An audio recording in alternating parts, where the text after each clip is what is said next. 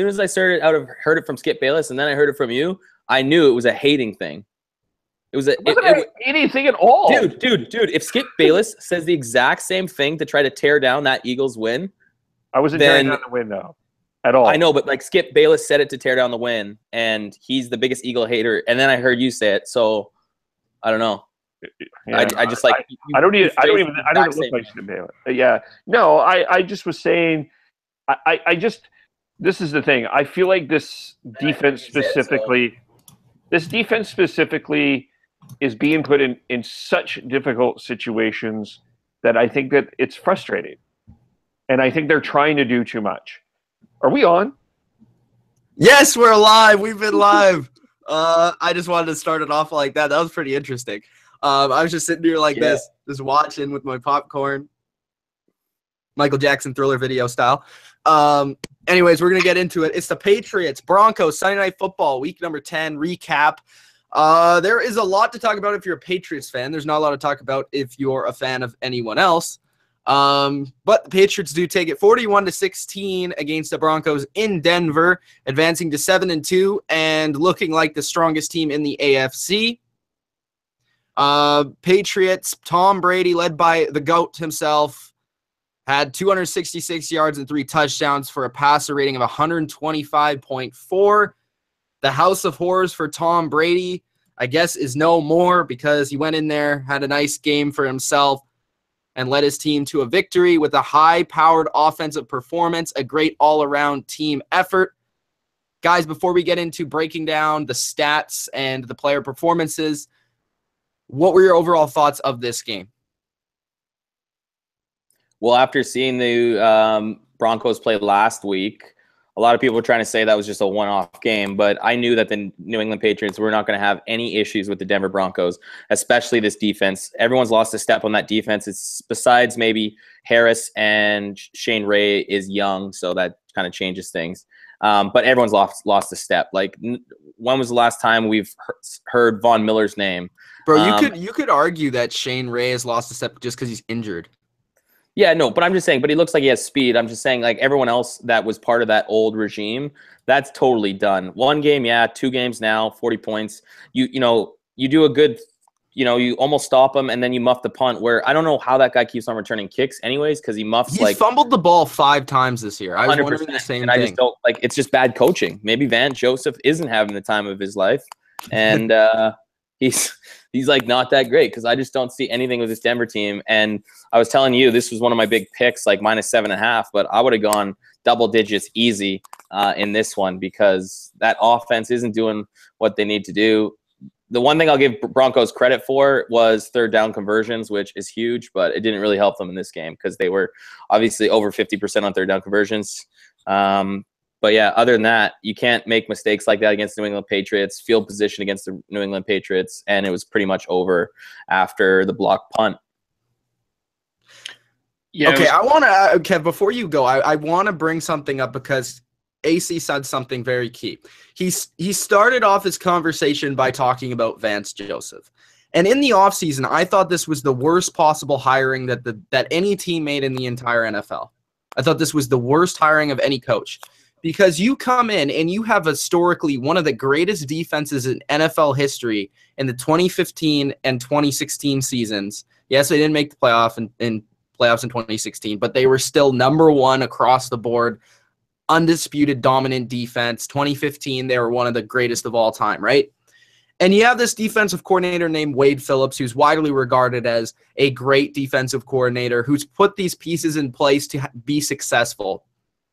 And what do you decide to do? Your offense has been terrible in the 2015 and 2016 seasons, and you go out of your way to hire a defensive-minded head coach that's going to change the schemes of your defense, and you decide to fire your defensive coordinator or move on because your head coach has his own defensive systems. Why didn't the Broncos hire an offensive coach? Like maybe Mike Shanahan's son, maybe. Or maybe Sean McVay. He's doing pretty good.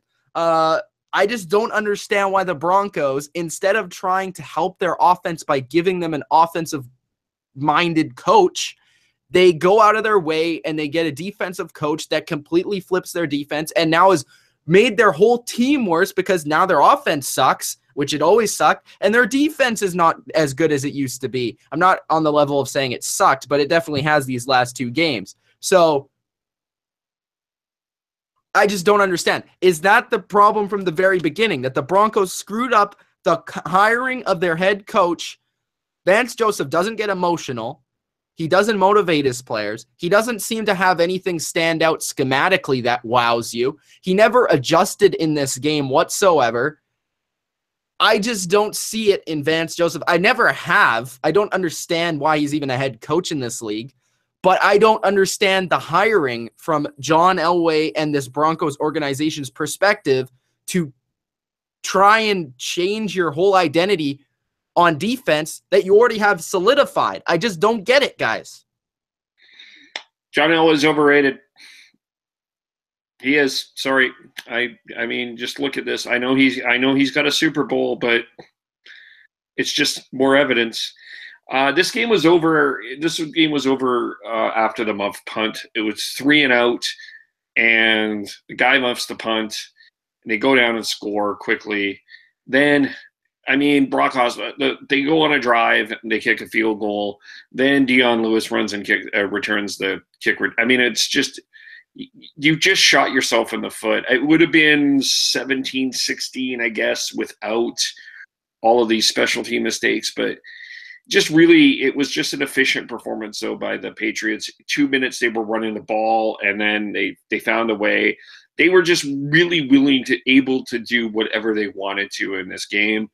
And this Broncos team, okay, fine. I'll ask Mitch. Mitch, no offense, did the Broncos quit? You did it. Okay, did they quit? I think they've quit before this game. I don't think they quit in this game. I think they quit before this game. I think we were seeing signs of this team wearing down. And I think something happened during the middle of that Eagles game. Now, maybe it's because they played the Eagles and Patriots back-to-back. We don't know. But just, I think in the middle of that Eagles game, something clicked with them, and they're like, we're tired of this. We don't want to play for Brock Osweiler. We hate this guy. Vance, we don't have an offense.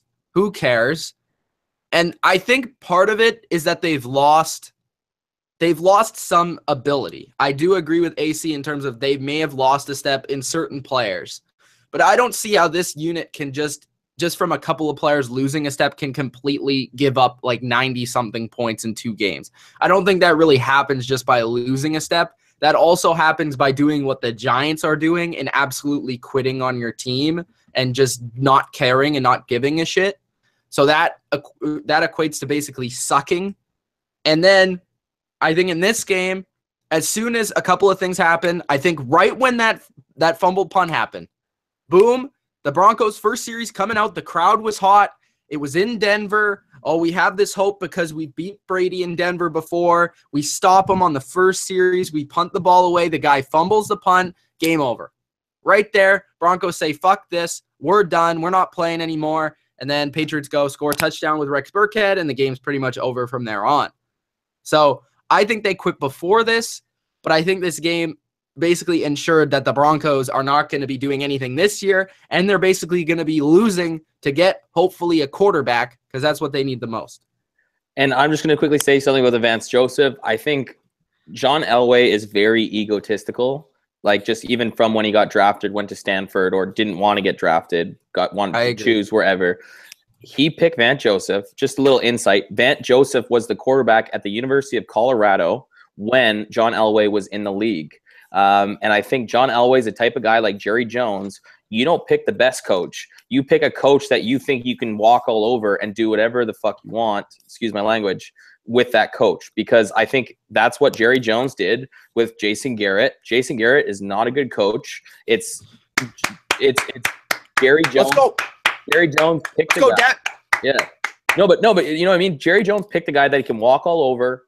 You can say that he gave him the opportunity when probably he wouldn't have got that opportunity anywhere else, and was able to do whatever, like, calls all the shots, right? And then if you're looking at this Denver thing with John Elway, type of an egotistical guy, not as crazy as Jerry Jones, but I think you hire a guy that you can control, and if you're calling the plays or calling the shots, you probably can go in Vance Joseph's ear and be like, I want this guy to be the quarterback. I bet you was John Elway, not the head coach, decides who is the quarterback of that team and when. Because I think it was the coach's decision. They would have got rid of Simeon earlier than they did. Yes, he had a hot start, and then they would have signed someone else because. But don't John you also Elway's, think they realize that they don't have anyone else? yeah, maybe. But you know what my problem I'm is? That you have a John Elway's calling first-round the pick. shots. You have a first-round pick named Paxton Lynch sitting on the bench, and both these quarterbacks. But he's hurt. And Brock Osweiler wasn't terrible in this game, but like, you really think Brock Osweiler is going to turn this team around? Really? No, not at all. Give the first-round pick a chance. You picked him for a reason, I hope. Yeah, but he's been hurt and stuff. Yeah. Okay, lots of comments. I want to thank Katana for the $10. He says, Broncos were atrocious. I'm glad that my Titans pulled out a win yesterday. Titans played today. No, but it might be yesterday when he talked. It might be yesterday where he is. Well, maybe where he is. Where are he? Well, is he in Tennessee? I don't know. It's 11:59 right now Eastern time, so maybe we'll give you that, Katana.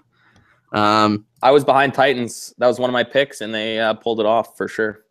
And I think I was like one of the few guys that picked the Titans against these guys. No, I picked the Titans. And that's why I'm not number one in the pool by a lot, because I picked the winners, especially Tampa Bay. Because you just go all Vegas. Who we picking? And then you just go. No, and then my upset comes through, and not one of you guys picked that one. I'll give you the Bucks. Hey, picking every single game and only losing 2 bets out of all of them.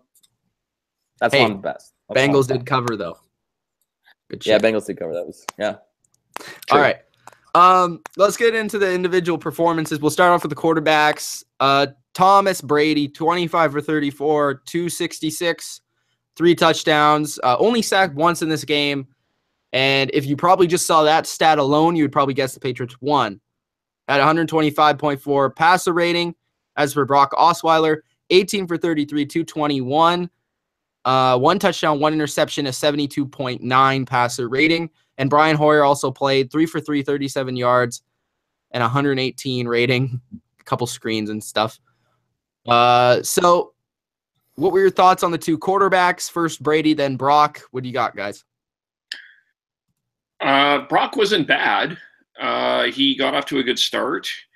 Threw a nice pass to Sanders at the start there after in the first drive. But just really couldn't do. He was Brock. I mean, he did the best he could because he's Brock and it's not great. And thought one receiver played well, one receiver didn't. They didn't run the ball a lot,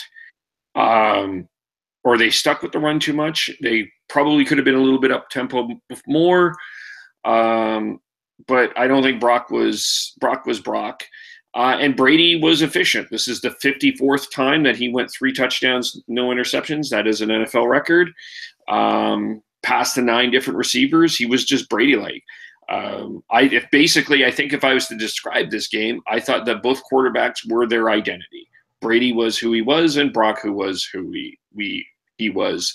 And that was in part. He was who he thought he was. Yeah. And they were not let off the hook. No. Bodo is wondering how Kat did that. Well, if you guys want to donate and follow Katana's lead, you go to the little money sign at the bottom underneath where you chat, and there's this money sign. You click on it. It's called Super Chat, and you can donate, and then you get your comments highlighted when you donate, and we'll read your comments immediately instead of reading them at the end or in the middle of the show. Yeah, okay, so as for my thoughts, Brady was good. He was Brady. Efficient. Not a ton down the field in this game like he has been doing this season, which has been ultra impressive for a 40-year-old to be throwing the ball. down the field as much as he has, but he was efficient. He was throwing a lot to his running backs, his tight ends. I thought they did a good job schematically of finding ways to get those guys open. I think the best thing Brady did in this game was find those matchups and motion those guys and get those right guys on the right matchup in order to hit those guys open. There was a couple of times with White and Burkhead and guys like Bennett and Gronk getting those matchups, even Amendola in the slot, finding those matchups just to work those matchups, because against a team like the Broncos that do have 3 good corners on their team, that you're trying to kind of stay away from those guys. And as we've seen over the past few years, the teams that have been able to score against the Broncos have been able to use their running backs, use their tight ends to their advantage, and move the ball that way through the passing game. And Brady did a really good job. And then a little bit as the game went on, we had a couple catches by Cooks and so on. And they came into play, but Brady was really efficient, 25 for 34. He rarely had an incomplete pass that was really that one throw to Gronk. We'll get to that, but that could have been a completion too, another touchdown. As for Brock, I thought he was better than usual, I guess, even though he only had a 72.9 rating. The Patriots defense did a good job. Talk about the Patriots defense, but the Patriots defense did a good job near the end of the game. But I thought Brock, like you said, started off pretty strong. He was moving the football between the 20s, but once they got to the red zone, he couldn't make the throws, and nobody could really get open to separate to get those touchdowns. But he did make a couple of throws. He wasn't terrible, but he wasn't great, and he didn't win them the game or make any amazing plays. So I wouldn't say this was his worst game by any means, but this definitely wasn't his best game either. AC, did you say anything about these quarterbacks? No, Brady was Brady. He didn't really have a lot of pressure, obviously, because we saw earlier in the game those couple times when they're near the red zone and couldn't get it done. But there wasn't as much pressure as it would be if the game was a lot closer. You know what I mean? It'd be interesting to see when those situations happen, when the game's 7-7 or something like that, not really out of reach, because obviously the pressure gets taken off of any team. And I'm speaking that as an Eagles fan, because the way the Eagles have been playing football has been no pressure whatsoever, because most of the games we've been up by 3 or 4 more scores, right? So even when there are issues, it doesn't show as much. And then for Osweiler, I don't know. It's just, for me, it's not like, I don't think New England put too much pressure, but when he did roll out, there was tons of pressure. And Osweiler's not a guy that can think on the go like that, and we saw that a lot. And maybe coverage was good. I'd have to look more like a coach's film, but a lot of the time too, we see better quarterbacks be able to make plays on the run in space, because half the time he got startled, even though it was like one-on-one. And say the guy was at the line of scrimmage and he was 7 yards back, maybe to the right of the hash, and it was he got freaked out. Like, even when he didn't really try to make a move when it was one-on-one, and the guy's 6'5", and obviously it's tough, and who knows what would happen. But I just noticed 6'7". Yeah, but I noticed that part of his game was when he did roll out, which they want him to do, and he maybe didn't have a target, and then it's one-on-one, and the guy's like 5 yards, 6 yards away. He doesn't. He's think not a quarterback enough. That can make the move, though. He's like one of the least mobile guys in the entire league. Wide instead of just not even trying, right? Because a lot of those third downs, I know, I feel like when you're down that much, instead of throwing it away and then just punting, like, that's to me quitting. Do you think that that's his confidence level, though? True. Yeah. Do you think that's him saying, I don't want to just look like an idiot here, and I'll just throw the ball out of bounds and hit somebody in the face with it? He actually did that. It's hilarious. Well, no, yeah, like it was, what's that from? Varsity Blues. Yeah. No, so yeah, I just don't think he has the it factor. And then we'll get to the run game, because I can't believe Denver didn't run the ball way more to start off, because they were averaging close to 5 yards a carry, and that's pretty good if you ask me. Okay, and for the running game, Patriots, they had 29 total carries for 99 yards, a lot of those coming near the end of the game, and a touchdown by Dion Lewis. Lewis himself had 3.9 yards per carry, 55 yards, 14 carries, touchdown. This defense was not good against a run against the Eagles. It's been good the rest of the season. It was better today. I know that Collinsworth mentioned that Todd Davis is a big reason why their defense is really good against the run. I'm not really sure. I can't really back that up. But, yeah, Lewis was pretty good. He had a couple of nice runs. He was better in other facets of the game, like the returning, but he definitely powered his way. He was powerful. He ran a couple guys over. He ran Talib over in the end zone. He had a couple nice runs, and then Rex Burkhead also contributed 36 yards on 10 carries. No Mike Gillislee in this game. He was a healthy scratch, so that's a talking point. James White, 2 carries for 7 yards, not much. Brandon Bolden also got in the game near the end. And for Denver, CJ Anderson, 10 carries, 54 yards, 5.4 yards per carry. He did have one long run of 21 yards. That was a nice run by Anderson. He ran a couple guys over. He was running, couldn't get brought down. Jamal Charles, 8 carries for 38 yards, kind of invisible, to be honest. And Booker, 8 for 24. Booker was playing better the last couple of weeks, but didn't have a good game here. 28 carries, 118 yards total, and 4.2 yards per carry for the Broncos.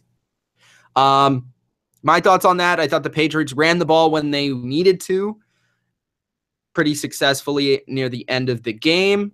And it definitely helped in the red zone when they were on that streak of scoring touchdowns near the end of the game that they could run the ball because they have been struggling in the red zone in terms of taking the ball, putting it in the end zone for the touchdown instead of getting field goals.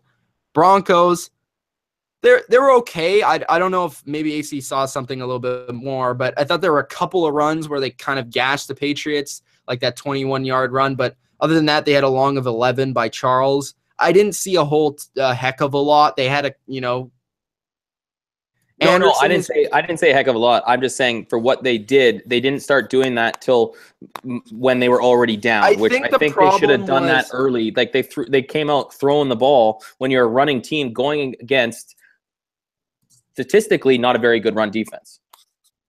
Yeah, Patriots defense has been better against the run lately, but no, it hasn't better. But I'm just saying, like, look at the grand scheme of things. No, I know. I understand. Bottom 10. I understand. I understand what you mean. The Broncos are a running team. I agree with you. But I think part of the reason is because the Patriots got out to that early lead, which automatically for sure puts teams in a hole, and then they're not running the ball as much. They did still run the ball 28 times.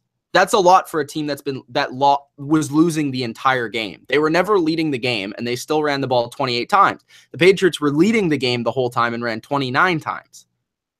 So they did run a decent amount. They just weren't ultra effective. They had a couple of nice carries, but not enough to really get enough momentum in the game. Kev?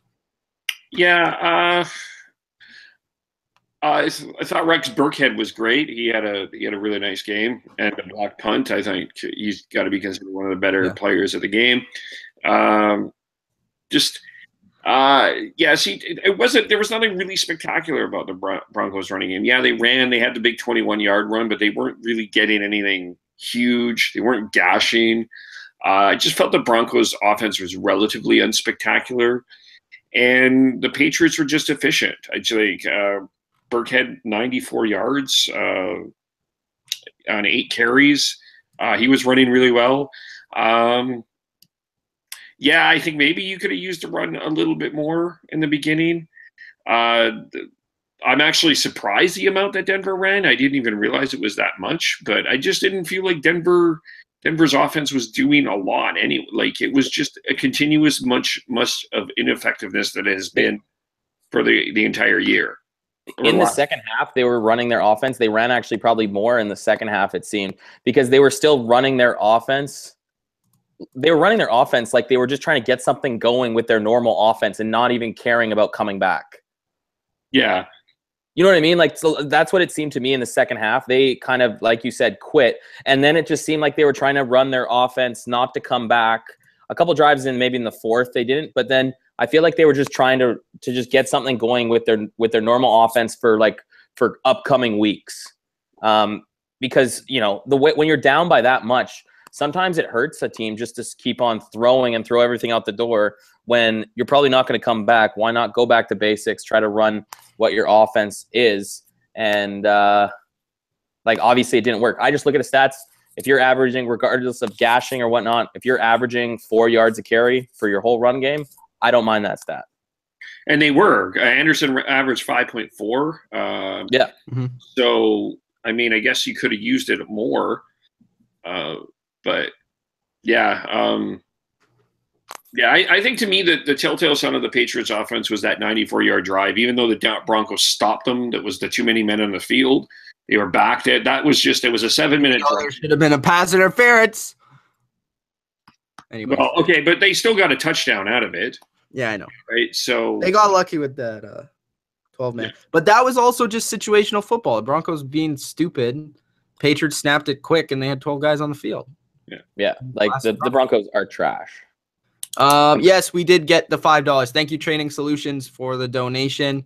Again, guys, if you want to donate like them, want your comments read right away, go to the super chat button. That's the last time I will put that out there. The receiving for both teams, very spread out for the Patriots. 2 guys finished with 74 yards, Gronk and Cooks. Cooks was actually targeted 11 times in this game. I didn't really notice that many times. There was a couple down the field that didn't really quite connect, but he had a long of 27. Gronk had a long of 26, and Bennett had a long of 27. So Gronk 4 for 74. Cooks 6 for 74, both solid in the game. Had a couple of third down conversions. Gronk could have had that touchdown. I personally thought it was a catch, considering that the Demaryius Thomas catch was a catch, which was almost the same catch. But that one didn't hit the ground. But the Gronk one didn't either. If you watch the replay, it did have the part of the ball was on the ground.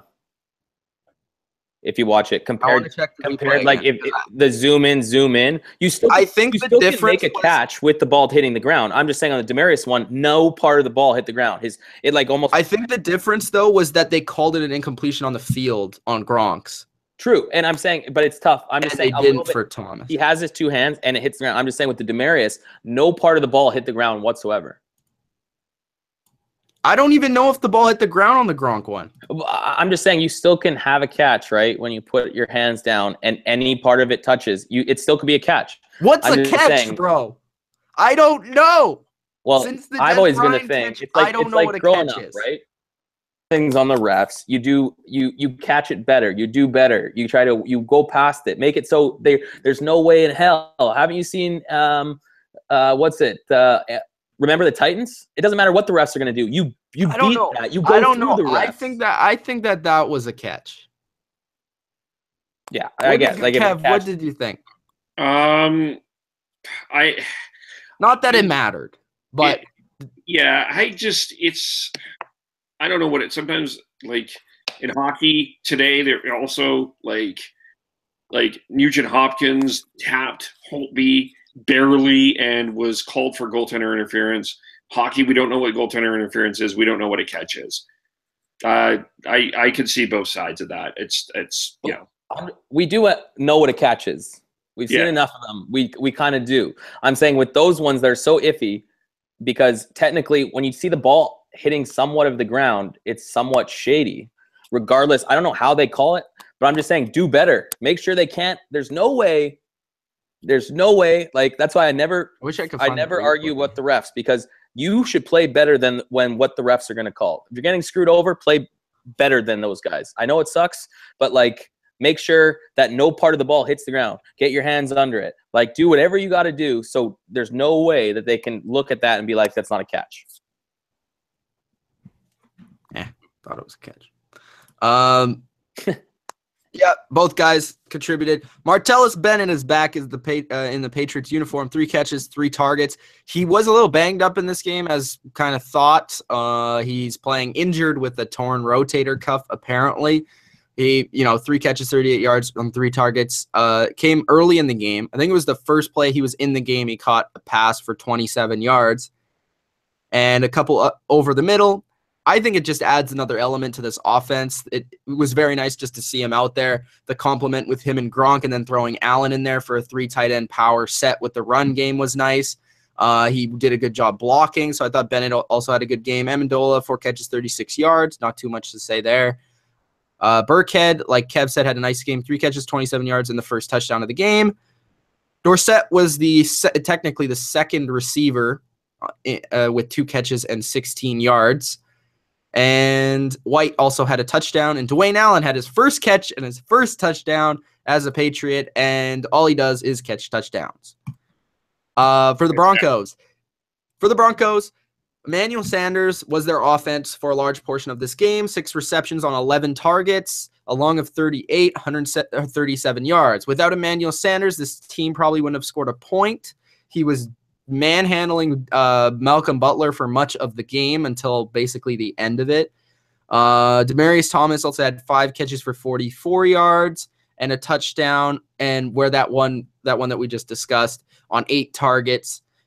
And Cody Latimer, don't even remember him catching the ball. He had 3 catches for 28 yards. The rest of the team, 1 catch by Booker, 1 catch by Humerman, and 1 catch by Derby and Anderson. A big issue with the Broncos offense for the last couple of years is they have not had a third wide receiver since Wes Welker, and that's been a huge loss for them. Because when a team has 2 corners or basically 1 corner, and then they can double the other receiver, they have no one else to pass the ball to. No matter who your quarterback is, you need another receiver out there. And they haven't had a tight end since Julius Thomas, too. They haven't had a tight end, even though Julius Thomas has proven not to be very good. But I'm just saying, look at his numbers in Denver. Yeah, with Peyton. Kev, I understand that, but I would just like to see this team get the linebackers of New England get tested a bit more. And I'm not saying that to hate, because the Patriots are the best team. They're playing the best. I just wish the same with my Eagles, and knock on wood, I just wish we were tested. No, I know. I agree. I mean, even though the Patriots linebackers don't usually, I will say that they don't usually cover the tight end. It's usually the safeties. Chung or McCourty usually cover the tight end. But I agree. Like, when a team usually has a good tight end, they typically do decent against the Patriots, kind of depending on the matchup. Yeah. But I don't know. I that's just been a flaw with Denver that I've seen for years now, is they haven't had a third guy. They haven't had a running back to catch the ball. They haven't had a tight end to catch the ball. They haven't had a receiver to catch the ball. So that's been a huge issue besides Sanders and Thomas. Bush. Bring him back. Reggie Bush? He's still out there. He wants a job. I think he should just be an analyst. He's actually pretty good. So what do you guys think about the receivers? Anything really? Yeah, Sanders was great. Sanders had a good game. Thomas was okay, and Broncos need a tight end and a receiving back and a third-round receiver. Those would be great. Quarterback, offensive line, offensive coordinator. It works. Head coach. According to AC, an entire defense. No, I just think Talib, man. Talib's going to be out of the league in 2 years. Speaking of defense, how many times have we heard this? Von Miller, 1 tackle, 1 quarterback hit. I think his whole career got crushed when Lane Johnson with 1 arm manhandled him. His whole career, yeah, okay. His whole career, dude. He hasn't been the same since. In 2 games, hasn't been the same. Since that happened, you know what I think's been an issue for him, though? I seriously think he hasn't been the same this season. He's dropped too much weight. I think he's too skinny. I think he's too small. I think he needs to gain weight because he's just too small. And I think part of that reason he got crushed by Lane Johnson, he's too small. He's like a safety out there running around. He's really fast. And Lane Johnson does steroids, so it's all good. So, I mean, there's a good combination there. All the Eagles apparently do the steroids. So, who's that? Not as much as the Seahawks. Oh, yeah, for sure. Cam Chancellor, I think you need to check him once or twice. But yeah, like that's never. And this was against the backup right tackle. This was not Marcus Cannon, second team All-Pro tackle. This was LeAdrian Waddle, who couldn't even make the Lions 2 years ago. So, yeah, that's not very good for Von Miller. Guys that I thought had an okay game. I guess Chris Harris had a pretty good game. Shane Ray was okay. He had 2 tackles for loss. I will give credit to Todd Davis for sticking out there and playing injured. Will Parks was pretty good overall, the young safety. And that's pretty much it. I mean, Brandon Marshall had a lot of tackles. Justin Simmons had a couple big hits, so I'll give it that to him. But everyone else was crap. Their defensive line was terrible. Pass rushing. No interior rush, not once in this entire game. There was only a couple players to actually touch the quarterback. There was only one sack, and it was by a safety on a blitz. And yeah, the corners, Talib was not good in this game. The linebackers covering in space were not good in this game, obviously. The safeties struggle in coverage. And I think they lack maybe a little bit of a spark. TJ Ward was that guy, and they kind of lost that. And I think the players have been talking about that, and they desperately need even a player that's maybe not the same type of player that he was, but at least a leader and a spark for them. They've lost it, I think, the Broncos. What do you guys think about this Broncos defense tonight? Go ahead. Well, no, I don't know. I just don't think they were very good. I saw them last week. I thought they've been fading. I think they played well at the beginning of the season, but I think we've seen wear and tear. I think they've been getting worse every single game. And I think what hurts them, obviously, is their offense can't score points, so there's a lot of pressure against them. But like we've seen, Talib one-on-one in coverage hasn't been good this year. I still think Harris is one of the best corners in the league because, like, you can see, it doesn't matter who he goes against, he still seems to be able to control, especially man-to-man. But Talib man-to-man, I think – and he was the best corner in the game last year. No, I know. And I just think he's going to be retired soon. Like, I just don't think he doesn't look like he has it anymore. Yeah, he's still good, but I just think. And you never see that like swagger from him anymore. Like he used to like hit someone or like break up a pass and then like taunt them. Yeah. No, and like Stewart's decent. This new kid, the other safety, looks pretty good. Because I did like how he played. I just think too in the defensive line, like, they have the outside rushers, but what happened to that defensive line, like with Malik Jackson? That's been huge. The bigger guys that they had in those front three of a 3-4 that would just like cause havoc because that's, I guess they did well at times, but maybe with the Broncos, we'd have to dig deeper in who they played and when their defense played well and who their defenses played well against, because just thinking about it, maybe they just didn't play the best competition, especially in today's NFL, this year's NFL, where 80% of the teams aren't very good or at least not consistent, that the Broncos defense was consistent enough to go against weaker competition and dominate. Well, let's look back a couple of weeks ago. They played a Monday night game against Kansas City. This offense again put this defense in an awkward position time after time after time. They did everything they could to keep Kansas City out of the end zone, but they ultimately really couldn't. Trevor Siemian was throwing balls to Kauffman Stadium, not to receivers. And I think from there, they put in Brock, and I think somewhere within Mitch is right. I think somewhere within this Philadelphia game, it just something clicked and it got worse. I mean, I don't think that this defense was noticeably very terrible tonight. They weren't great. I mean, the James White, that last touchdown, there was a miscommunication for sure. There was some penalties, yeah. But I feel like this team has been this team started 3-0 and they're down 7-0. This team had knocked them out again. They go a 12-16 play, 94-yard, 7-minute drive. I mean, I just think that, like, I don't know what, like, I feel like to the point where it's almost like, what the fuck do we need to do? We've done everything we can. You guys do something. I think they're giving everybody the finger. I do. We'll end on the Denver Broncos defense like that. We'll go to the Patriots defense, and then hopefully we're joined by a certain Cowboy fan that I wasn't sure if he was on suicide watch, but apparently he is ready to go. And discuss this game. But Van Noy, 5 total tackles. I thought he was one of the better players tonight. He's been the best player linebacker-wise for this team for sure, and arguably in the entire front 7 for this team this year. Pat Chung, 4 tackles, 1 pass deflection, and he had an interception too. He was pretty good. What? A nice pass to him. Yeah, it was a nice pass to him. He caught it, so yeah, that's good. McCourty, 4 tackles, 1 tackle for loss. David Harris played a lot in this game, probably the most he's played all year. He was solid, nothing special. I don't think anyone on this defense was anything really special, but they all played better and good as a collective unit, especially as the game wore on in the third and fourth quarters. They only gave up a touchdown in the second half, gave up 9 in the first half.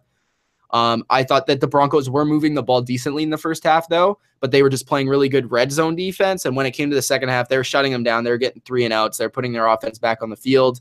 It was nice to see Alan Branch playing well against the run.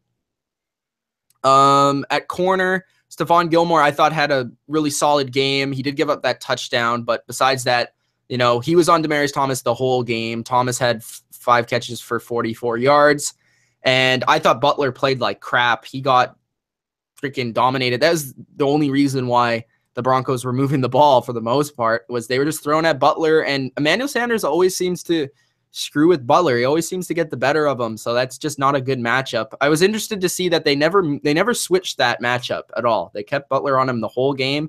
I guess Butler did get his plays near the end of the game, but not much. He also came in on a hit on Osweiler near the end.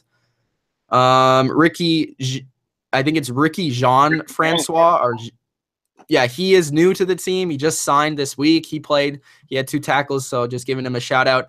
Everyone else, like the D-line, didn't get much pressure in the game. They had a couple blitzes that got pressure. They didn't get a sack, but it didn't really seem like they needed to. And if this Patriots defense is going to continue to perform, they are going to need to, like Collinsworth said on the broadcast, I completely agree with them. We've been saying this since training camp.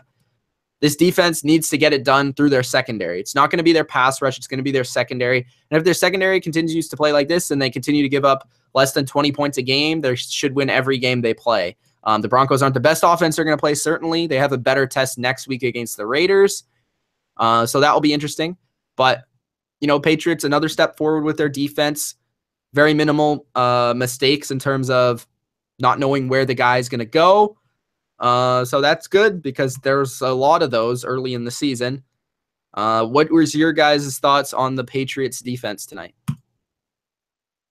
To be honest, I don't think they had to do anything really. I think you could argue that this is probably maybe the worst offense they played against all season at this point with the teams coming in. Like when you look at teams that played them, and yeah, I think this is definitely the worst offense they've played. Probably. At this point. So which is fine because they did what they needed to do. They didn't get much pressure, but they did pressure. They played some good offenses, No, exactly, which is great. But I just don't. I think in this game we have to look at it being like this isn't very good offense. This defense is improving. The secondary is getting better. There's still big plays that they give up, and I think in a closer game that could hurt them. Obviously, we've seen in their 2 losses it's hurt them, and then also we've seen in close games that some big plays seem to still get away from them. Some big passes, some broken coverages. But yeah, no, they make tackles. They got a lot of pressure on Osweiler when he got out of the pocket a couple times, like I was mentioning earlier. The one thing I do want to say is they're right now bottom 10 in the NFL in third down conversion defense. In this game, a lot of that was through the first few weeks, though. But I'm just saying, like, that's still a stat. I know, but when we talked about Denver, I even said that was all through the first couple weeks, right? All Denver stats are from the first couple weeks. For defense? Yeah, I mean, like we've said that their run game and stuff like that, but that's all because of the. But I'm just saying, if we're gonna bring up, we have to talk about I'm just saying, okay, that was at the beginning of the season. No, I tonight, agree with you. Like in terms of the beginning of the game, the beginning 54%. They were 8 for 50. The difference here was that the Broncos were moving; they were converting it. That's higher than the last place team average. The Broncos were converting on third down until the red zone, and then they weren't able to convert in the first half. And then in the second half, they didn't really convert in third down. And I'm saying, yes, that you can bend, not break. I'm all for that. I'm just saying down the road, those numbers have to get a lot better, at least 5 to 10% better, which means at least 2 to 3 or 4 more stops a game on third down, what you need. Regardless of who you're playing, where it is, there are still third down stops they could have made deep in Denver zone and against a better team. Those are the third down stops you need to make when it's on their 25, their 30-yard line to force a punt, flip field position. You know what I mean? Third down is so critical in this league. So critical. Yeah. No, I agree with you. I just say the numbers didn't back it up today. Another thing I want to say is just Osweiler at quarterback, this might be the toughest two receivers the Patriots have to play all year. You know, I don't know. I'm a Pittsburgh fan, but yeah, I mean, they only have Brown. I mean, Juju, really? He couldn't even. I think they scored 20 points against the Colts. The Colts. Receivers are only as good as your quarterback, man. You could have could have Jerry Rice out there and Osweiler. You could have Jerry Rice and Terrell Owens or Randy Moss, and Osweiler still couldn't get those guys the ball properly. Randy Moss made like Brad Johnson, so I'd probably disagree with you there.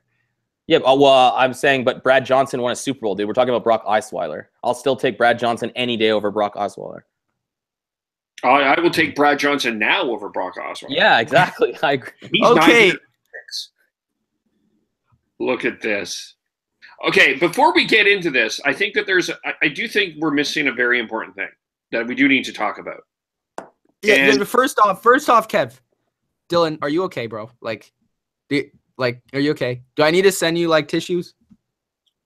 I've wasted all of them at the house. I don't know. Yeah. No. This is still about the Patriots game. Earn your Morris jersey. He had some burst in the early second half. Morris jersey. He had a burst. He had some burst. Early second half, he was trucking. Okay. Are you wearing your Stone Cold shirt? Yes, I am. Okay. That's why I did. Before we rant on the Cowboys, speaking of the Cowboys, can we congratulate Bill Belichick, who moved into tied for third with Tom Landry of all-time wins. But if you're not first or last, then he'll never come close to Don Shula. Obviously, well, he's 70 wins away, I think, right? More than that. More than that? Okay. Wait. How many? I think Shula did coach forever. No, 100%. So, I mean. No, and that's not going to come down. Belichick and he's still the greatest coach of all time. 100%. How many is Belichick right now? 270. Yeah, and I think he's got more than 100 away then. Shula's at like 470 something or 480 or something like that. No, he's at 370, I think. So he might be 100 more. Yeah, he's got like 100 or so. So he'll move into at least third. I know Hollis is up there too. He's got a lot, but yeah. I think Belichick's the best coach of all time. So. And he's got it in playoff wins, so that's all. Yeah. Anything else you want to say, Kevin? Can we rant on the Cowboys now? I was on the Seattle, and apparently Seattle's the only team in NFL history that have had to play a game on a Sunday, and then they had to play a game on a Thursday. The first team ever to do it, ever. And I apparently so, because the way they're talking about it, it's not like every single other team has had to do it, and I've never heard as many complaints as I have in Seattle. But that's how Seattle rolls. About what? I haven't heard these complaints. Everyone's complaining that we had to play on 4 days rest, blah blah. I'm just like, every other team has to do it, man, and you don't hear talking about. I did hear today, and I think that this would be an interesting idea of reducing the schedule to the second half. And I don't think that that's actually a bad idea. Yeah, and that's what they used to do. But I'm just saying, but then it's unfair because this is what they should do. They should have 2 games on Thursday, right? They should give teams 2 buys.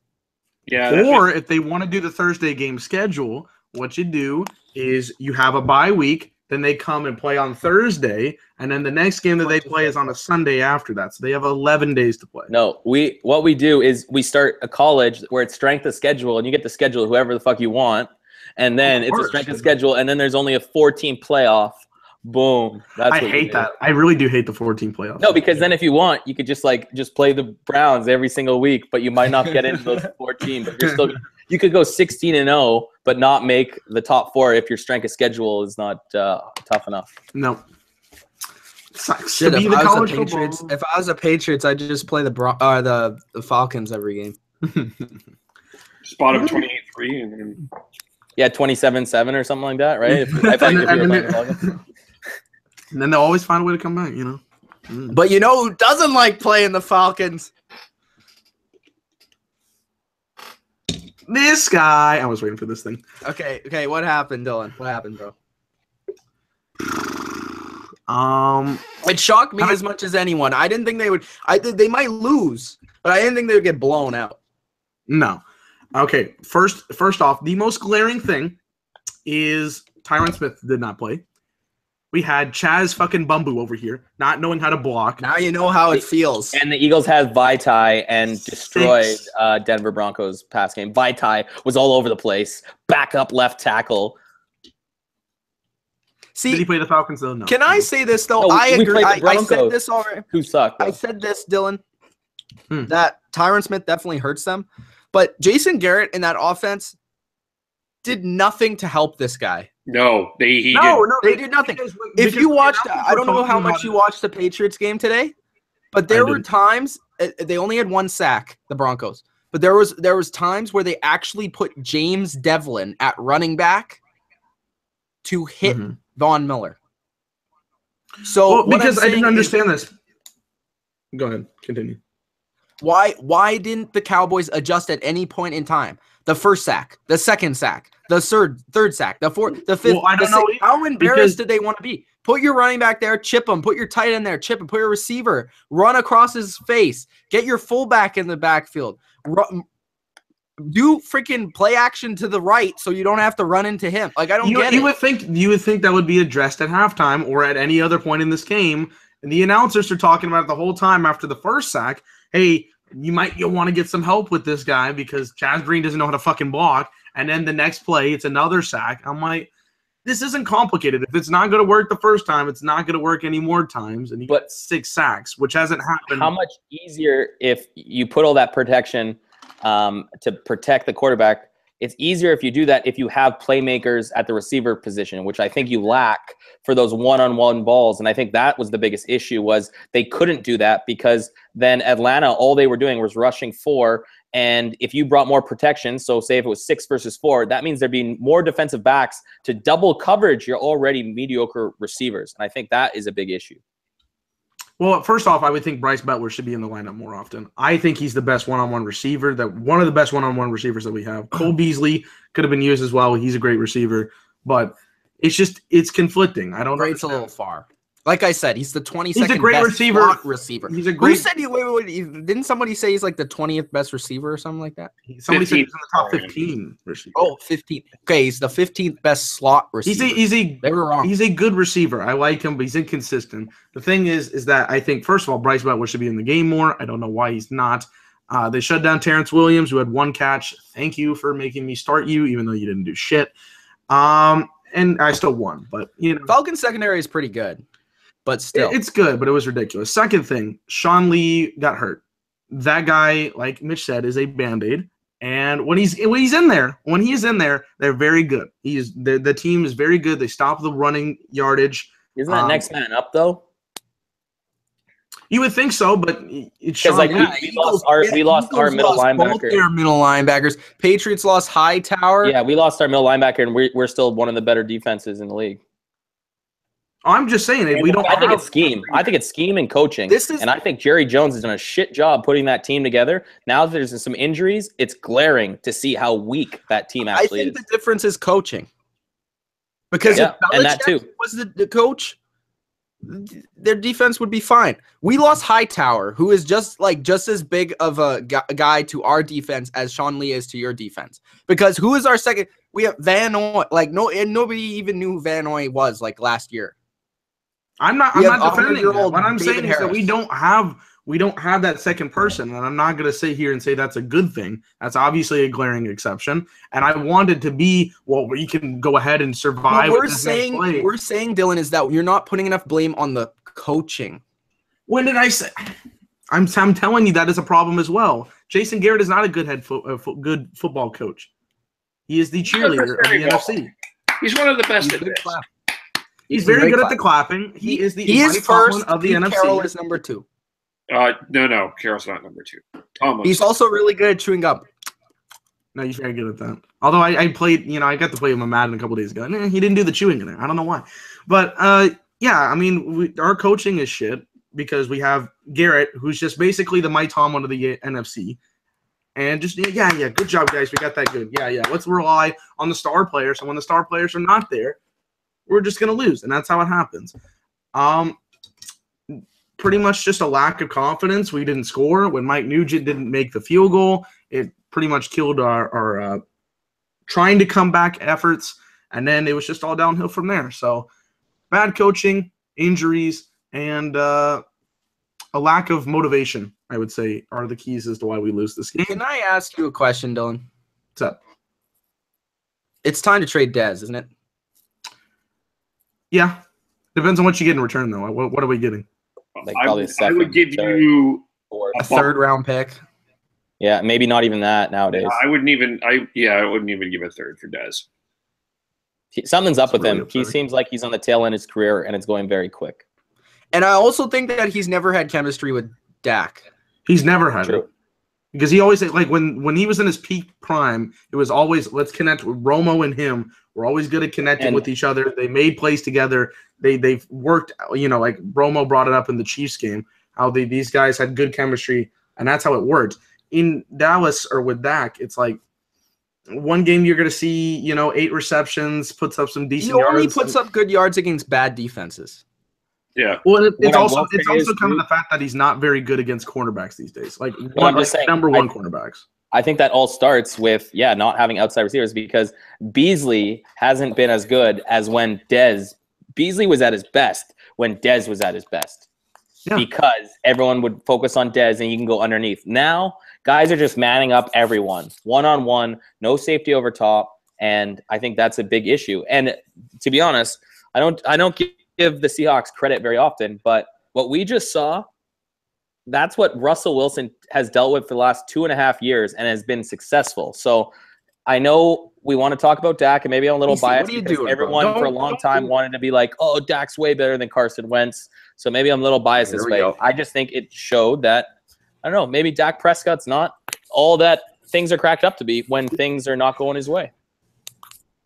Yeah. You don't think that came down to anybody else on the team, though? I don't know if Dak was to blame in this game of anybody else. I think he would have been better if we're calling him a top 5 quarterback or whatever that we have sometimes on this show. He did not perform like a top 5 quarterback regardless of who's on his team and where. He had a bad game. I'm not saying he had a bad game, but when you get sacked 6 times by the same person, there's pressure coming up on you. And I'm not saying he's the best in the league right now. But I don't think this game was 100% on him, and I don't even think it was most % of him on him. I think he had a bad game. Next week, go out there, prepare, be mentally more focused, and he's been proven to have one of the best mental games of the last couple of seasons. He's always been there, helping his team for the first 2 seasons. As a rookie, it's a very impressive, or it's the sophomore year now. It's impressive what he's done up until this point. I think, Dylan, questions are going to start to be asked just because Zeke's not there now, and this is the first game he's ever had without Zeke, and now people are going to start questioning him, even though I don't think that he was the reason why they lost. I think he wasn't good, but he wasn't the reason why they lost, and I think people are going to start questioning that because Zeke's not there. Everything runs through the running game, like I've been saying, and like most of us have been saying here, that everything goes through the running game. It creates the passing game because like we said, the receivers aren't great. So without Zeke, how are they going to move the ball? And they weren't able to do that today. I think Kev could run faster than Jason Witten. And yeah, you probably maybe. And yeah, so I think people, not me.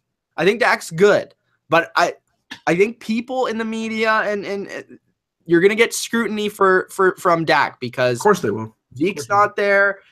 Now people are going to start to judge. What I'll say is I'll lay off them for now, but if they go 2-4, or now they're already so even including this loss in this 6 games, if they go 2-4, there's going to be a lot of questions about Dak without Zeke.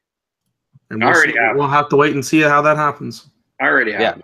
Because they have a Kev, how can you say that? How can you say that after one game? I thought there was a couple plays he missed. Kev, what do you think? I don't. Every time I've seen the Cowboys work, it's because of Zeke. It's not because of Dak. And I think Dak's a bit overrated. Like, Dak's good, but he's a bit overrated. And didn't you draft him in our fantasy league? I don't know how you get the confidence to do such. Fantasy's not real life, bro. No, that's not what I'm talking about. I'm just bringing the point. Yeah, because he took Dak because there were 30 other quarterbacks he couldn't take that were already taken. So. I think Case went one round before him.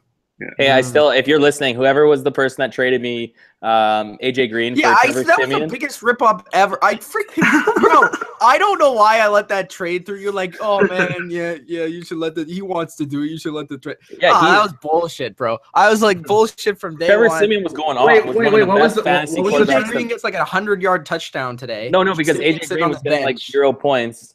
AJ Green was getting like 0 points, and Trevor Siemian was like the third best fantasy quarterback at that time. You want to know what frustrates you? When a guy has AJ Green and Robert Woods, who have both over like 80-yard touchdowns today. That's great. fucking ridiculous. Anyway, That's amazing. I had Adam Thielen.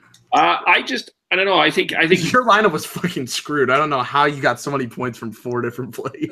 Alec Kamara too. Fuck. Like a New Orleans running game. Holy shit. well, That's amazing. yeah. No, and I mean, Be scared, Eagles. The No. Saints are coming. no. This is what I was going to say about that. I listened No. We don't even play the Saints, dude. I don't care. No. we will later. Oh, What I whatever. was going to say is We've only lost one What is game. it? On that podcast that Skip was on. Oh god, here we go again. No, it wasn't him. It was No, Eric. but what I will say is Skip creates so much hate for the Dallas Cowboys than they deserve. He creates Skip- it all, dude. Skip is a Takes it all. fucking moron. I hate this dude on comment. Like, hey, I'm a Cowboys fan. I should be supporting him. He's a fucking Hey, he's idiot. pretty spot on with the Patriots, bro. He always picks them to win. Is it No. that difficult to pick? I'm just kidding. Fucking blind. What I was going to say is, on that podcast, on that show, Eric Mangini went on and said how Dak was like, if you look at Dak's throws compared to Carson Wentz throws, Dak's throws are so much better than Carson Wentz's throws. And my gosh, like, Dak is better than Wentz. And Who said that? It was Eric Mangini. Go back. No, Yeah, he but- didn't. Mangini's a Eagles hater. Yeah, he did. He was like, Mangini's a smart guy. I'm surprised he said that. When did he say No, that? he is because all these old Pats guys always have a thing for the Eagles because they beat him in the Super Bowl. They've always had that. The only guy that's slowly out of those teams in the early 2000s that have Why slowly would come we aboard care if we was beat Heath you in the Evans. Super Bowl? Trust me, Heath Come on, Evans bro. for like 10 years was an Eagles hater, even when they were good. It's like it's weird. Trust me. When did Eric Mangini say this? I'll send you the link. Rodney hates everybody, so I can't really throw him in that. No, Rodney actually likes the Eagles. I feel Rodney. He's a good dude. Met him a bunch of times. Bro, this real nice guy.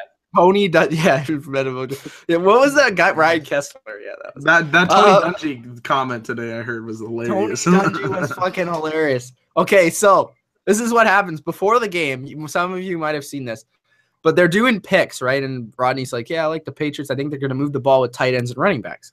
Good, he's spot on. Sounds like Mitch Maloney on the bottom line view. And then, freaking Tony Dungy's like, "You know what? I'm going to go out on a limb and say that the Broncos beat the Patriots here today."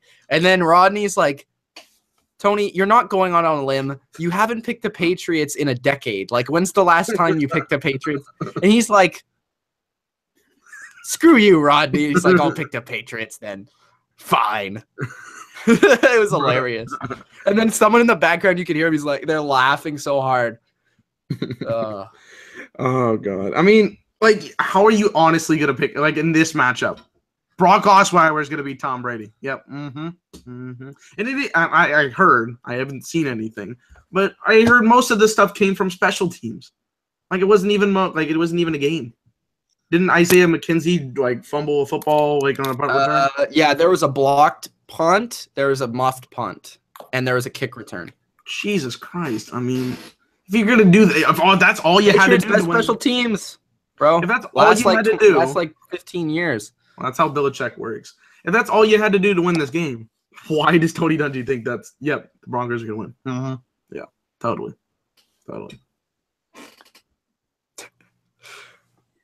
Yeah. All right, let's get this Eagles Dallas thing. Can we get some taster here? You know what? What is going You know on? what? You guys are too nice. No. I actually been pretty heavy on the Dallas day because I was scared to play. I'm not gonna lie, I was scared to play Zeke, and now I don't think it's much of a game because I don't think it means as much to the Eagles as it does the Cowboys anymore. Three more wins in that team. We're playing really good. We're going to be more rested than them. I think they're going to want it more, and I think maybe we could come out a little slow. I think if they do win, I don't think it's going to be because the Eagles played a horrible game. But I think that the Eagles have a very good shot at beating the Cowboys in Dallas. A very, very good probability. But you never know. Any given Sunday night after a bye, I'm not really a fan of having that much time off, especially when we're really going. But I don't think it's as big of – this game would have been more fun if they beat Atlanta today, for sure. I think this game lost its allure. It's still big, but it lost its allure a bit because I think from what we saw with the Cowboys – and, okay, you think Claiborne's good? Which I don't think many people say besides this game. But, like, imagine Brandon Graham, Vinny Curry, Fletcher Cox, Timmy Jernigan, or Derek Barnett, like Chris Long. We just do a line change, bro. They are always rested, and get ready for it because it's going to come. And if you have that same performance you had, Prescott's going to be on his ass a lot more than you want him to. Well, it's any given Sunday. Anything can happen. You don't worry, bro. That's nuts. You don't look at the past. You got to go. We're on to Philadelphia. So go week by week. We're on to Philadelphia. Week by week. Week by week. All right day. Now it's still stunning, but you know. Dylan, what the heck, bro? You're getting ripped apart here, live on YouTube, and you're just taking it and you're just saying, "Oh, week by week." What could you actually say about the Eagles? No. How much money do I make off this channel? They haven't won a Super Bowl. They're trash. They'll find a way to choke. They never win in the big spot. I don't get paid enough. Honestly, I'm excited for the game. AC is correct by saying this is more important for the Cowboys. That's true. And the loss was hard to take, but now you got to focus. You got a week to prepare for this game mentally and physically. I don't know about Tyron Smith. I don't know if he's going to be back or not. I don't know. He better be, because if he does, we have a better chance to win. He's better with one arm behind his back. I'll say this. If the Eagles lose, what happens? Not even. Don't worry. The Eagles lose. Are the Seahawks indeed? Wait. No, it's not even, but the 49ers, yeah. We'll Dylan, were like, I can't wait to face this Cowboys team on Christmas Eve. I'll say that. You mean the Seattle team? Yeah. Or like we're going to face each other? Yeah. Yeah. Well, that'll be the game that Zeke comes back in. So the question that'll be one thing. Can Dez beat Justin Coleman one-on-one? That's going to be the question. You shake your head, Kev, but we'll kick your ass on Sunday. Week 11. Let's look at this schedule. I think they're. You know what? I think the Cowboys are done. Oh, that's what I like to hear. Bring the priest in. I said the Seahawks are done, and they're going to be more done. So. Ooh. Okay. I'll take this Seahawk team without Sherman over this Cowboy team. 5 miles. Well, first of all, you're a homer, so how is that going to change anything? How is that going to change any perspective? He had a shitty performance against the Cardinals team, which, by the way, the Eagles team won a lot better in concerning fashion. Richard Sherman is out. That's not going to help your defense whatsoever. And you play a hard schedule the rest of the way through. You're 6-3. You're lucky you got that win on Thursday. So I think the most concerning thing about Dylan's loss today is that they didn't come back on Atlanta when they were up by 20 points. I think that's concerning. Jay Cutler did it. I don't know. Bro. I don't think that was the most. That was definitely not the most concerning. Our offensive line was definitely the most concerning. The Week 11 schedule is nuts. Okay, we have Steelers Titans on Thursday night. That's actually we have Rams Vikings. Yeah, we have Washington New Orleans. That'll be fun.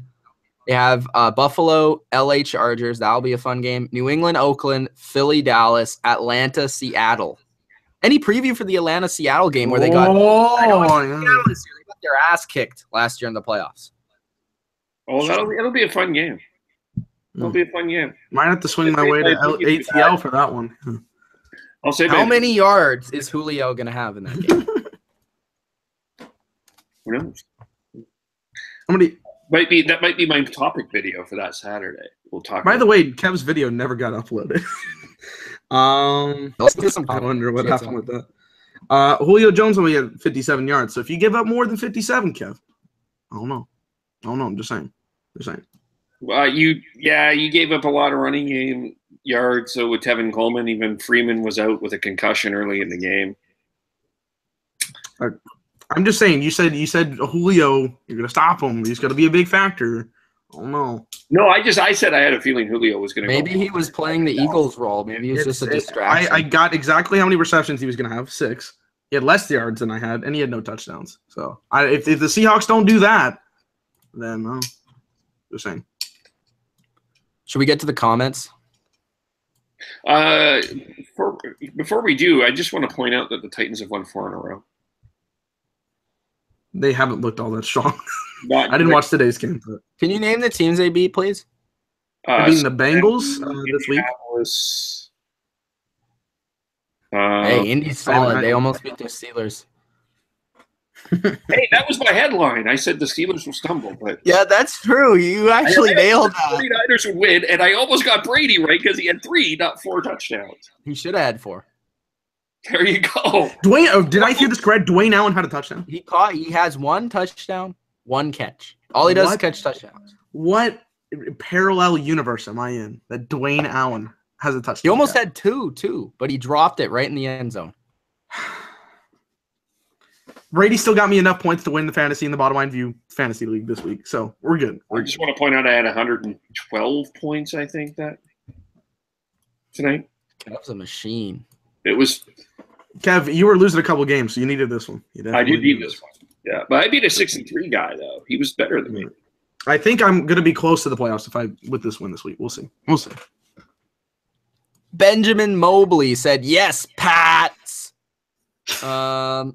Training Solution says, "Sup." Michael says, "Who dat 47-10." What do we think about those Saints guys? I think they're pretty impressive. I mean, they're pretty good. Made the video on that one. Go check it out. That run game is nice. 10K views. Go check that out. If you like yardage, you like fantasy points, go. You better be happy you got one of those 2 guys on there. If you have both. I have England. Thank you, England. This is the first time in a long time that you could start 2 running backs on the same team and have 2 top 10 running backs. Yeah, I would agree with that. I mean, Drew Brees didn't even throw a touchdown today, and they still got 47 points. He ran for 1, and then Kamara got reluctantly ran for it. He was running, and then he's like, "I guess I'll run in the end zone." Oh, and then Mark Ingram had 2. Kamara had 1. Like, Jesus Christ. Good shit. Ingram. Rob says, "Factor fiction, everybody. Factor fiction. Vance Joseph will be 1 and done." They keep playing like this. Fact. Who would you put in Denver though? I'm sure there's a better option. I'm just trying to think of it at the moment. Did Kyle turn him down? No, I don't think that Elway likes Kyle because he doesn't like. I think he has an issue with Mike now. Wonderful. I don't know. Elway's very successful for this reason. Bodo said that was a vacuum cleaning game. It both sucked and blowed. Very not bad. Not bad. Rob said oh no, I already got that one. Bodo said, "Can we put to rest this elite D Denver crap?" AC's already done it. The elite D for Denver. Oh yeah, put that to rest. Factor fiction. Where's the next factor fiction? Ben McAdoo is fired tomorrow. Fiction. He's going to be fired at the end of the season. He should be fired right now, but he ain't gonna get fired till the end of the year. My mom actually saw this guy for the first time today. She's like, "Who in the blue hell is that?" And I'm like, "No, that's Ben McAdoo." She goes, "That is the worst haircut I have ever seen." Bro, I told you this. He has the worst haircut in the league. Nobody disagreed with you whatsoever. Thank you, Dylan's mom. Shout outs to moms. Odo says, No drunk Cowboys fan? I've still got. Well, first of all, I was doing it last night. Second, I got more here, but no, I'm not coming here like that. Next Training week. Solution says, I agree, Mitch. They should have done better like the Eagles coaching. Bodo says Denver's secondary is awful. Rob says G-Men lost to the Niners today. Denver has the worst secondary in the league. Bodo says the worst special team, sorry. Okay. Bodo says I'm going to say something controversial. I would like Tomlin to sit Ben, Brown, Bell, and Juju next Thursday. Screw the win. Let's get out without any top players injured. You want the number one seed. That's probably not a good idea. That's not a good idea whatsoever. You don't want injuries, but that's that's like San Antonio Spurs like level. But they have 82 games. You have 16. So I don't know. No. Training Solution says, why does it feel like the Broncos draft QBs for their size? Wow, Bodo says, how you do that, Kat? Oh, he's talking about the super chat. We had 2 donations today there, Dylan. Oh, nice. Titans rule says you were wrong. We won, bitch.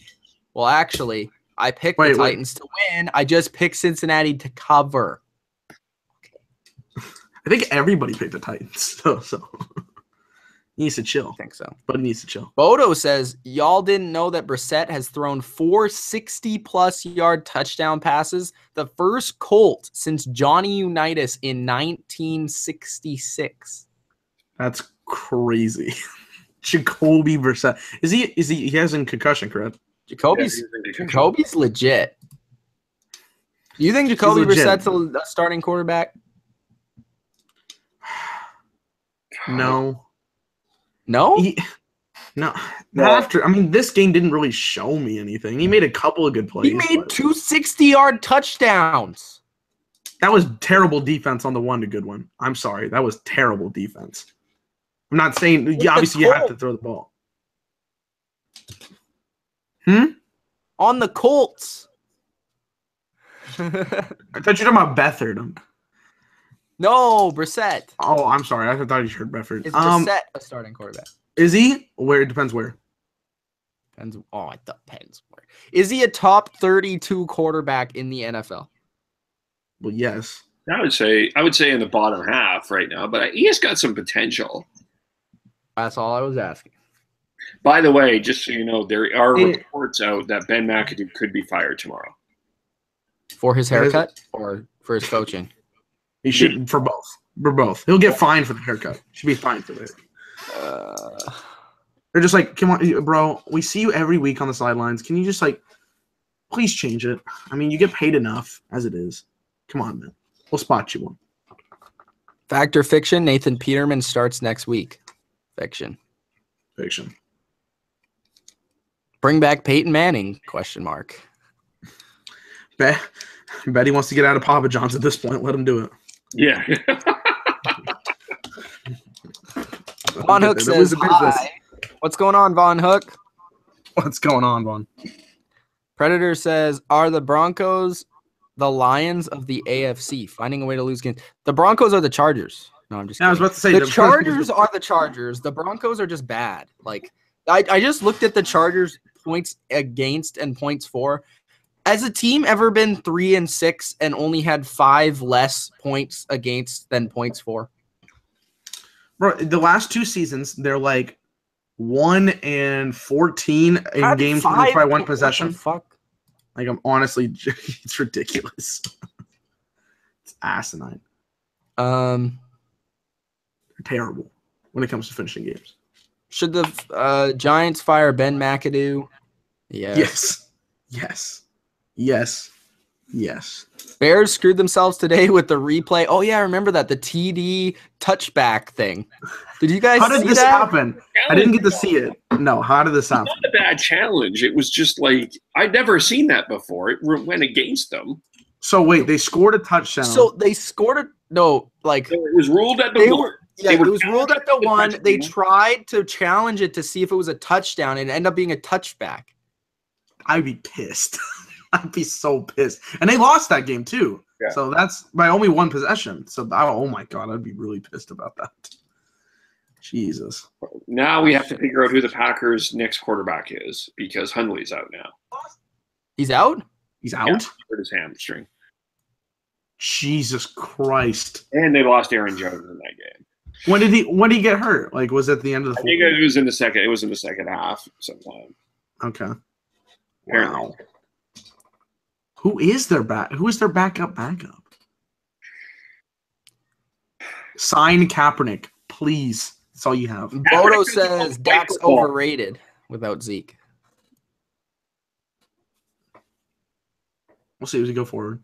But Dallas will Still be good 5-9 when Zeke returns, says Rob. Fact or fiction? that is an absolute fiction.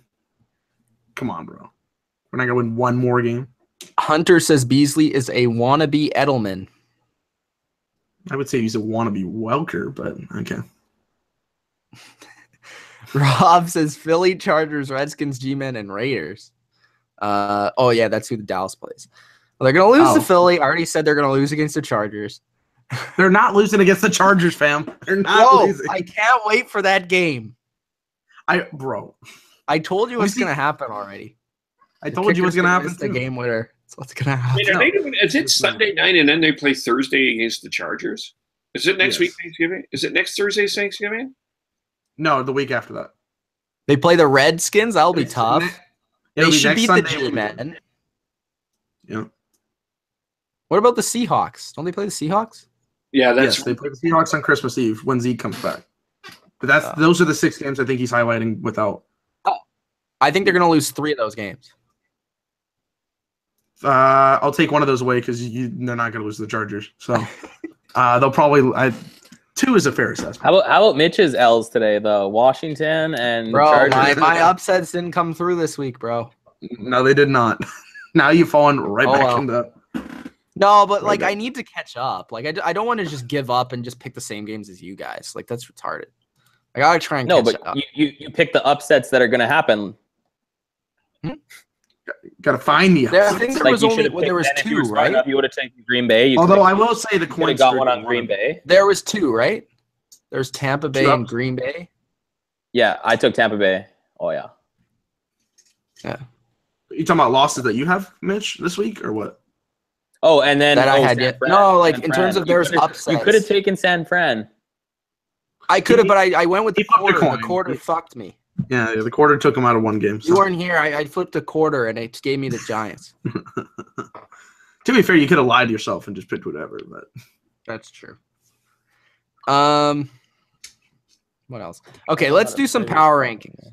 Let's do some power rankings, and we'll leave. Oh, here we go. Let's go top 10. I just got the new COD. Oh yeah. COD, I got it too. Yeah. You like it? I just turned it on. It was giving me some shitty like server error or something apparently that it was doing to a lot of people. Oh yeah, I heard about anyways. It's pretty good. It's the best one it's been in years. Yeah, no, it's classic. Okay. Top 10 teams in the NFL. Okay, so according to Dilly Vanilli. Can we go by conference instead? Yeah, I think I would rather do conference. Okay, do top 5 by each conference. Okay, so for the NFC, we got the Eagles at 1. I would say the Saints at number 2, Vikings at number 3, Rams at number 4, and for the 5th spot, I'd probably go with the Panthers. I'm going to say at the 5th spot. For the AFC, you got the Patriots at 1, Steelers at 2. I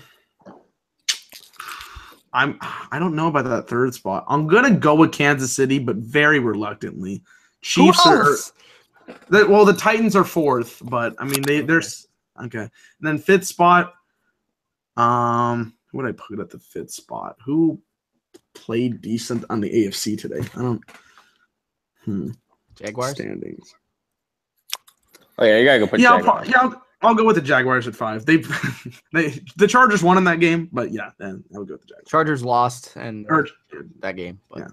Yeah, the Chargers lost. The Jaguars did not win, but the stat shows different. I don't know why.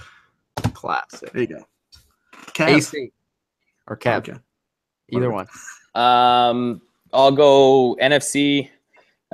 Eagles, Vikings, Saints, Rams, Seahawks still at 5, and then Patriots.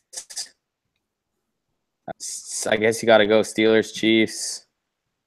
I'll go Jaguars at 4, and I don't even know. AFC is pretty fucking shitty. Titans. Yeah, Tennessee, I guess. Yeah, I guess we'll go Titans then. Kevo. NFC, I've got Eagles, Saints, Rams, Vikings, Seahawks. So a bit different. Rams a little higher than you guys do. Where did AC have the Vikings? Number 2. Okay.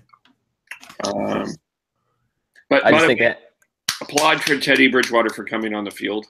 First time in 2 years. Yeah, but Case Keenum showed that, I don't know, like, when's the last time did you really think Case Keenum was going to throw for over 300 yards and 4 touchdowns? Like, I think no, but my 2 quarterback league thanks him. Yeah, that was very nuts. AFC, Patriots, Steelers, Chiefs, Jags, Titans. So we can all agree that AFC is pretty fucking shitty. Yep. For me, I have the Patriots and the AFC up here. The Steelers. There. I have the Chiefs. There. I have the Jaguars. There. And I have the Titans. I don't go about that. There. Actually, you know what? Blake Bortles just showed me today. He was fucking fast again. Yeah. For the NFC, I have the Eagles. There. I have the Saints. There. I have the Vikings. There. The Rams. You're very slow. There. And I have the Panthers. There. Why are you guys so low on the Rams? They're 4th. Just because of the Saints and Vikings. It's because that's how good the Saints and the Vikings. Yeah. I don't think the Vikings are better than the Rams. But when was the last time you watched a full Vikings game? Can you elaborate? Scores at the Rams. Why? Well, I know, but I'm saying you're watching stats. But when was the last time you actually watched a full game of the Vikings or the Rams? Did you even watch the game, bro? I think the Rams are. I like this Rams team. I like the Rams too. I think it's really I do. Yeah, but I think the Rams. I mean, it's disputable, but you know, Vikings deserve. And the Rams looked really good, but I'm just saying the Vikings and the Saints have looked also really good. So yeah, no, I have the Saints second for sure. That's to me the Saints are 2, but it's okay. There you go. And everyone's Super Bowl is everyone's Super Bowl is Patriots, Eagles? I don't know, dude. My Super Bowl is drowning myself in liquor. So I'll say the Patriots. I'll say the Patriots are going to the Super Bowl, but I don't know other than that. Oh, here we go. We'll take it week by week. Week by week. We'll see. All right. That's what our channel Philadelphia. Our channel's going to do that too. We're going to wrap this video up. We're going to take it week by week. Week 11 next week. We have Monday Night Football tomorrow. Carolina Panthers versus the Miami Dolphins in a game where the Panthers will probably stomp them into the turf. But we will see. I will be doing this throughout the game. Again, guys, this is an NFL channel. This is an NFL only channel. This is the first week we've done that, or for first half of the week, I guess. So we'll see our first full week this week and see how it goes. Again, full NFL coverage. Hopefully a couple more videos because we have a little bit more time. No wrestling videos or NHL videos. So maybe a couple more videos sprinkled in here and there. But definitely get excited because the NFL season is only getting better, and it seems like we're getting better football as the weeks go along. So for Mitch, AC, Kevo, and Dilly, we are the Bottom Line View. Subscribe to the channel if you have not. Like the video. And also support our NHL channel, guys. In the description, you can go and check our NHL channel. There's a little thing that says NHL channel below. Go there, hit the link, and subscribe. All right. Peace.